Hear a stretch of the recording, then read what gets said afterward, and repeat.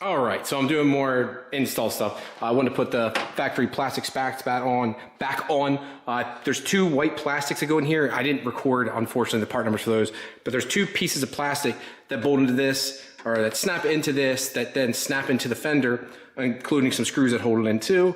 But what I did want to show you guys is this. Here's some other stuff that broke off over time. Part number here. Okay, it says for a radiator, but see these little black clips? I go to this website called toyotadiy.com. Let's get it out of that bright light there.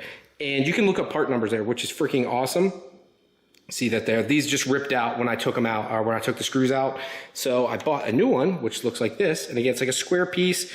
And yeah, it just pops into the body. Let me show you guys that here. It pops in the body right here. Again, most people wouldn't care. Like, screw it, this up here is tight. That's not that big of a deal. But I'm like, if I'm gonna do all this, I wanna make sure that's nice and tight. I don't like this flapping around. Same thing too, look, that doesn't flex, nothing like that. See, like this probably has plastic clips broken off it. Like that shouldn't move. Where this is like literally solid. Put the screws back in, bolts in there. Put the factory bolt back there. Again, this car is not as good of shape. It's a good shape. There's no rust or anything, but it needs some scrubbing and cleaning. But I went ahead and pressed this side in. Now the other side, again, you're supposed to do it with it out. So I gotta kind of like bend this tab back and press this in, because it's like a square hole here.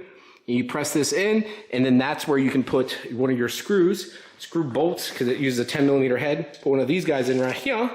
And this holds in a little bit better. Again, I don't think you need this, and I've got new ones of these too, but I'm just using these for now. I was gonna put new in, but I'm like, the car and all that stuff's rusty. I'm not gonna put new in to replace it, because if I'm putting anything fresh in, I'd want fresh bolts and nuts like I did on her car. So I'm not gonna do that right now. But I am gonna go ahead and clip this in again. That's that part number again. Stupid stuff like that, I like to share with you guys, because it seems like you appreciate it.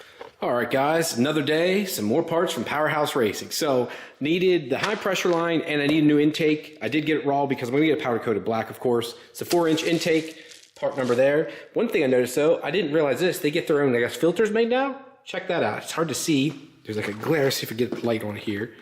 It's hard to see there with the oil on it, but literally has it printed on it now. Powerhouse Racing, I thought that was pretty neat, so set that back up now. Yeah, see that? Thought that was pretty cool. It comes with a coupler too that has Powerhouse Racing on it. It comes with 2 clamps and then an intake tube. You can get it in color, but I'm gonna have it powder coated locally because I had to do the intercooler piping and all that stuff, and I'm like, told them not to worry about it. So that's simple, right? Let's push that off the side. High pressure line. So this comes off of the bottom side of your power steering here. So here's the low pressure side, high pressure side, then goes down to the rack. I actually already have this on MK4 Supra here. You can see it runs right up there. Ooh. So you have the 45 off the top, and it goes down, into the actual rack itself then. Comes with the fittings that go into the power steering pump here, and then one down for the rack. They are a weird metric size. I forget, it's like M17 by 1.5. I think it's super weird. They have made, so the one that's on it now would actually work too.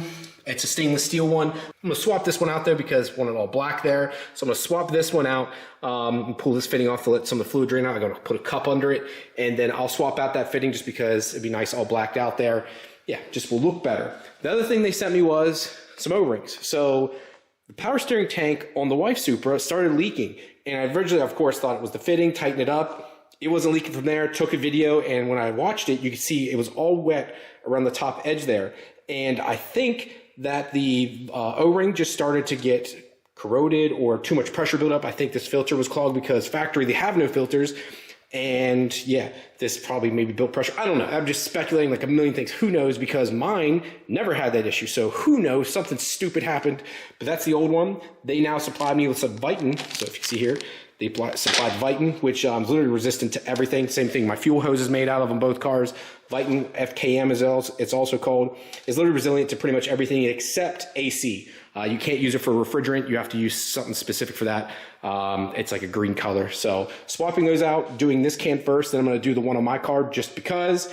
And yeah, hopefully it doesn't leak. So yeah, went ahead and popped it on there. I'm going to screw it on and throw it on the car. They were kind enough too to send me a new bracket. I took it off because I had the tank sitting a certain way, so I needed to put the bracket back on. They were kind enough to send it. Going to screw in the short little stubby bolts I have and hope this works out. So here's the old stainless steel one, and here's the new black aluminum one. Now either one doesn't matter because they don't want to be overly cranked. But black obviously looks better. I went ahead and put the top one on, so you can see that there now. Obviously, I think that looks better, but the stainless steel works too. I'm going to hold on to it. And again, it's super weird thread pitch. This also has a nice little knurled edge, plus the black looks good. And it uses like a 10 AN side for the wrench to get it on, whereas this I think is like a 14. Doesn't matter either way. Excuse me. So going to put this goes to the top, the straight end goes into the bottom, just to let you guys know. Going to get up in the lift, replace the bottom fitting now, and then I'll put the line on.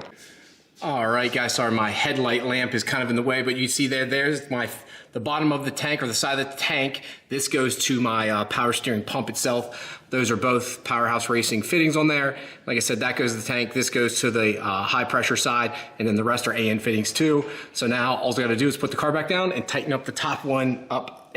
Yeah. So now that is all done. I do need to replace this fitting. Lance said he sent me one. I checked through all my boxes. I don't have it. So Lance, if you're seeing it, bro, I don't have it.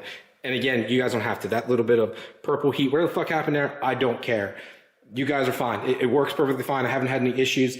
And I believe Sam actually sent me this one because I have the original one still, which was like a fixed version, which didn't angle or anything. Then he had a second one which had like pre-drilled holes for a 10 mil. And then this is the best one yet because it's unlimited flexibility. This has a big lip the whole way around it here.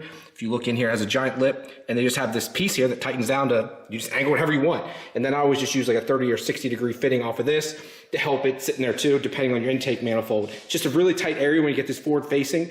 And it's a nice piece, but tank is back on this car. The wife's car is outside right now. I also then used some Red Horse / Raceworks fittings to make this setup work there. Very happy. I just run a 90 directly off of it, although I might swap that out. That is a Red Horse 90, and we know that the 90s on this from Raceworks are way better. Red Horses, see how like long they are? It's hard to see there, but the Raceworks stuff's nicer. I'm probably gonna take that off. I have an extra one just because it'd get a little bit further up off the body. Would be easier if I need to clean or get to something. Again, this is why I like the Raceworks stuff. Again, here's a 30 degree. Look how nice and tight, and it's nice and chunky looking. I like that full flow fitting. I got a little bit of mix because I don't like to ask for parts if I already have them. Raceworks has been like the best ever, even like stuff that's redundant, like, hey, I'd like to swap this out. They're like, sure, man. Like, they've been like the best to deal with, period. So thank you guys very much. But now we're doing some Earl. We're putting the Brad Penn break-in oil in it. This is legit, gonna get used, turn the car on, get it up to temp, turn the car off, drain the oil out, check the filter. Put another set of break-in oil, which is there, drive it for 50 miles or so, just to check everything, get everything through it, get any gunk, debris, anything that could be stuck somewhere, change it out again, and then drive it for 250 to 500, and that'll be the full break-in, and then let her eat. Now I've heard my actual wiring harness guy, Jose, say like he puts on the dyno and does the break-in. I don't have a dyno, so I'm gonna be doing it on the street. But yeah, this is Brad Penn oil. It's actually based out of here in Pennsylvania. I think they formerly got bought out. Well, it actually says formerly Brad Penn. Now they call it Penn Grade. I don't know who bought it. DAA bought the company out. So I think technically, depending on the car, the engine, the pan setup, it's like 5.5. I've seen 5 1/4, 5 3/4. This new pan setup, I've always, even in the past, did 5.5 to 6. Putting 6 quarts of oil in it every single time now. So it makes it really easy. It does suck that we use 6 quarts. It'd be cool if we could just get 5, but again, more oil the better, because I could just buy one big container. But 6 quarts of oil, so let's dump it in. I've already put 1 quart in it, so now I just need to put 5 more in. And this is the right way of pouring it. Everyone always pours it the opposite, like they pour it like this. It's actually meant to be drained or dumped in like this. This helps it breathe so it doesn't burp on you when you're putting oil into it. Just an FYI. Make sure you get every last drop too. That green good stuff.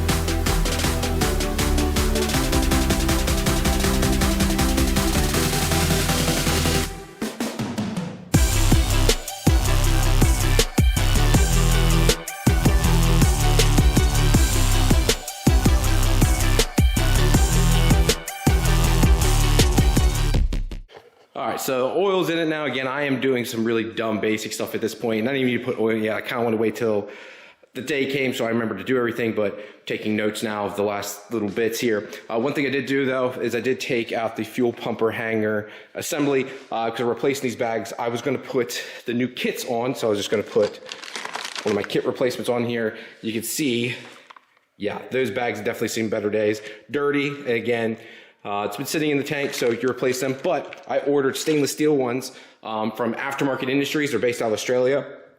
2 reasons. One, I don't really care about the stainless steel part because it's cool. I can spray it out, whatever, but I can just replace bags. The real reason is it makes it a lot smaller. So instead of having this big bag, it literally fits pretty much under this area of the pump.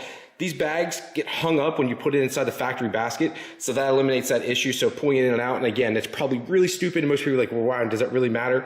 Maybe not, but to me it does. So it makes it a little bit easier to get it in and out if I need to service it. Whatever I can do to make my life easier, if the time comes, I'm going to do. I'm also going to put a zip tie around this because this keeps pulling off. I'm worried about the level center's not going to work. I'd like to even change this out here. Maybe I'll do that while it's here. I'm going to change this to a Deutsch connector. Just won't put any rubber in it. I've got 3-pin Deutsch connectors, so I think that's what I am going to do here. See what's looking I need to sell all this PTFE line too, so if anyone's interested, I never use PTFE now. I use everything's Viton, so this is all my connectors, bolts, and nuts. Even got like Toyota pins. Here's some of my big DTP stuff, but let's see, what do I got in here? Do I have any 3-wire? Now I've got my kit up here. This is from Raceworks, but I want to see if I have any extra just random 3-wire. I thought I did. Do I have? Yes, right here. So I can use something like this and just plug it all into. It's very small. Do I have a female side? I got males. Do I have female? Oh no. I think these are all male, so I need to get a female, which I'll have to get out of my Raceworks kit. Also cracks me up because I kept opening it from the wrong way. Do not open, and this is open side only because I'm an idiot. So slide this open, boom. So you don't dump everything out, made that mistake. But right here is a 3-wire, so I'm gonna use one of this, and I've got male and the females here. I just, again, won't be using the rubbers here because they're not compatible with the ED5. Not a big problem, just pull it out, and you still use the locks, and it works great. I actually did that with her car. Haven't had a single issue. So I'm gonna go ahead and do this, and I wanna sheathe this. These I'm not gonna sheathe, but this here, I would like to put some sheathing around it just to keep it from rubbing. Again, it hasn't been a problem, but again, I have time right now, so I'm like, might as well do it. I can just de-pin this here. Ooh, and I'll put a plug in that one just because it looks cute. So yeah, do that, and I've already started snipping all of those off, but you can see, this is how they gave you butt connectors from Powerhouse back in the day. I assume this is still how they do it. But yeah, I just had 1 zip tie holding them together, then 3 zip ties kind of holding the wires over. But I'm gonna take this 3-pin Deutsch connector. I think this is, what's the smallest? DTM, I believe. It should tell me on the back of it here. Yep, this is a DTM Deutsch. I'm gonna convert, again, this all comes from Raceworks, this nice little kit. And I like it too because it comes with everything. Tells you what it is, the part numbers, all the pins, even the plugs. Like I'm gonna put one of those in there. It gives you everything. Actually, probably not because the ED5 is probably gonna chew into that. Same thing I'm gonna have to do here is I'm gonna have to pull out these little rubbers. So that rubber there and this one here. Now there is an internal one too, I believe on one side of them. I think this side has it. That it's gonna be inside of it once it's clamped together, doesn't matter. But these are just gonna swell up from the fuel. It doesn't matter to have them in there to keep dirt and debris out, but it's in a fuel tank. So same with these, don't have any dust boots or anything. These ones here are actually ED5 rated and fuel rated. These ones from Deutsch are not, so they don't do well. But the backside of these pins and stuff, there's nothing there. This is just to help keep it secure, like literally put it in there to keep it from jiggling around. These already have locks built into it. And again, it still has that rubber inside of there that will serve the same purpose as this. So not worried, but gonna cut these wires, snip them, going to strip them, and then pin them. I am still, those Klein strippers are amazing, but this is what I use to do solid pins.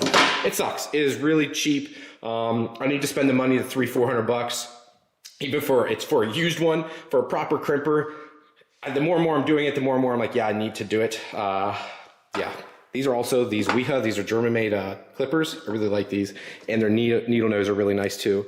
Pretty sure they're made in Germany. I think they are. I don't know. I know that's where the brand's from at least. So just finished that up there.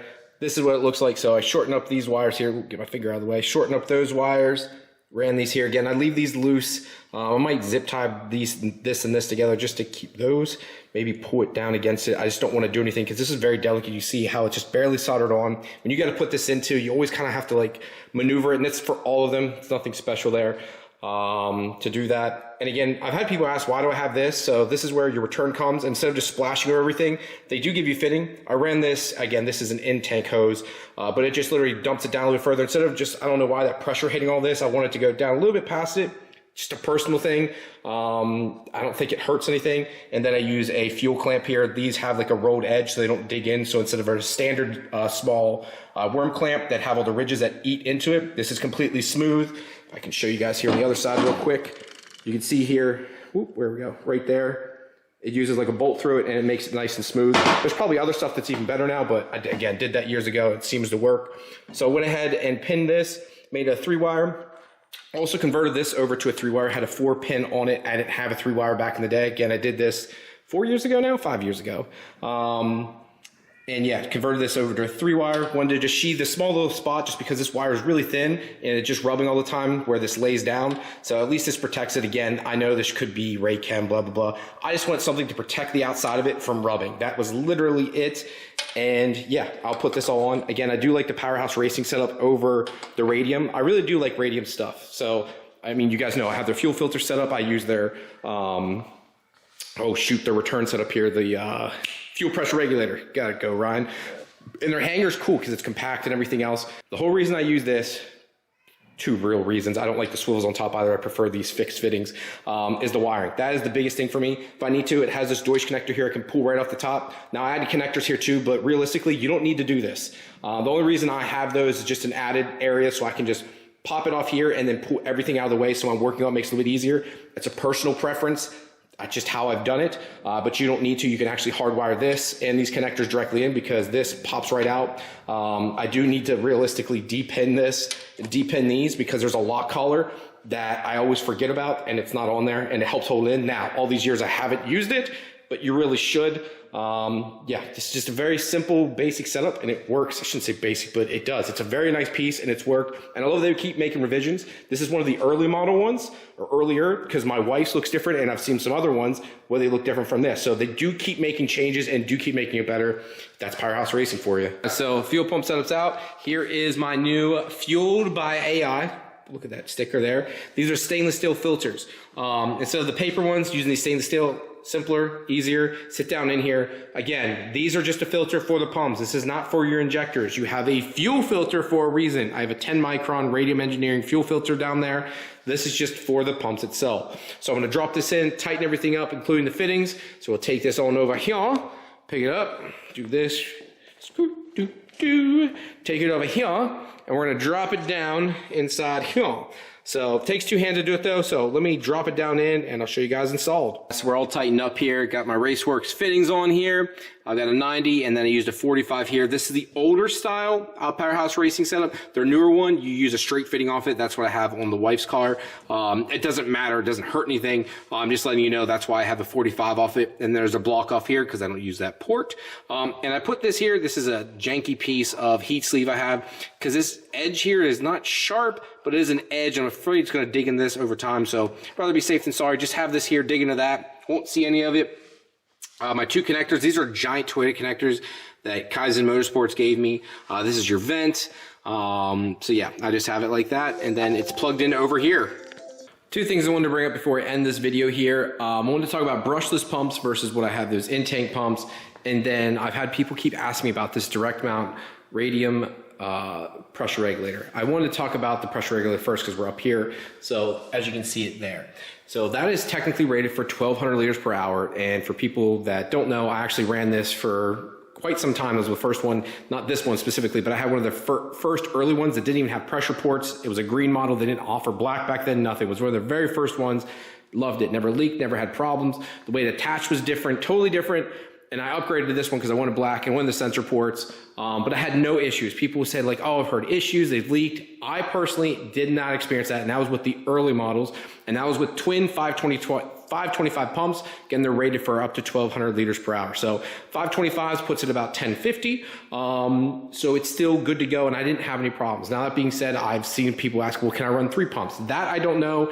Technically, on paper, it says no, but realistically, if you stage your pumps like I do, once you're staging them and you're using them under load, I don't see why not. Here's why.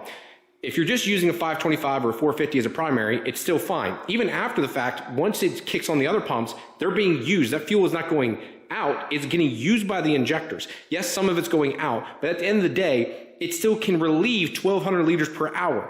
I would like to think if you're using so much fuel, just like anything, it's going to be used. Again, it's going to be going into the engine, not out the regulator, so it can handle it. Again, that's how I'm looking at it, thinking about it. Please someone correct me if I'm wrong. That's how I look at it. So if you want to go to a third pump, I still think this is okay to use. Personal opinion, please prove me wrong. Please not prove me, just I would love to hear other people's theories or opinions. I love getting feedback. Number 2, why I haven't done a brushless pump.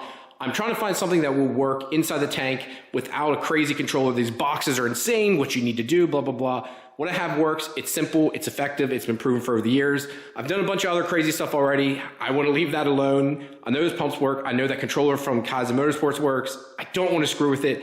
If I have to go 3 pumps, I will, but I'm trying to stay away from that just because I need another fuse box setup then, and I like what I have from Jose. He currently only does a dual pump setup, so I would need a triple setup. So just it is what it is. Plus, we get to use the factory wiring right now. 2 wires come up to the front. Realistically, we would probably just keep it 2 wires because we'll just trigger both the pumps instead. So yeah, 2 of the pumps will just get triggered at the same time. Yeah, so 2 25/25s instead of running individual. So yeah, it would be the same because once you start to see boost, we'll just kick on the other pumps. And yeah, it would be okay. So yeah, I actually, maybe that wouldn't be too crazy, so I could go to that. And again, I'm hoping 2 525s. I'm hoping, we'll see. We're going to test if it'll get me to like 1100-ish. If it gets me to 1200, it'll be crazy. My biggest issue is going to be my injectors. Again, 1650 cc. So I have to, this is where it's a double-edged sword. I have to bump fuel pressure to make up for the small injectors. Injectors don't care. If you could run like 80 psi pressure, those injectors would flow more and do more. They don't really care so much. It's then the fuel pumps have to work harder at a base pressure of 80 means it burns them up faster. So you try to keep your fuel pressure low, keep everything happy, right? Properly sized injector. So I'm in this weird median right now of wanting a street car, but I don't want to go crazy on this or that. I don't want a big fuel pressure regulator mounted somewhere else. I know they make mounts here. I like the direct mount. I like it's simple. It comes off, runs straight down, back to the tank. I like that. So that's my personal opinion right now. If I have to change, I will. Just wanted to touch on that before I end this video. Guys, thank you very much for all the support. As you can see, we're so close. I'm so excited. Again, thank you all very much, and I'll talk to you later. Peace.